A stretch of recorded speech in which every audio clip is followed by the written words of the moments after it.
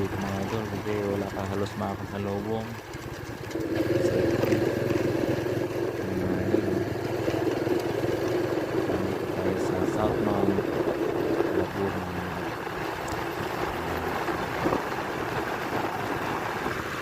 Kaya ang pinaka gusto ko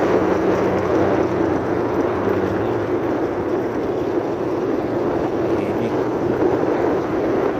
Yan, bagal pa ang takbo ko dyan kasi nagbibideo ako eh. Ayan.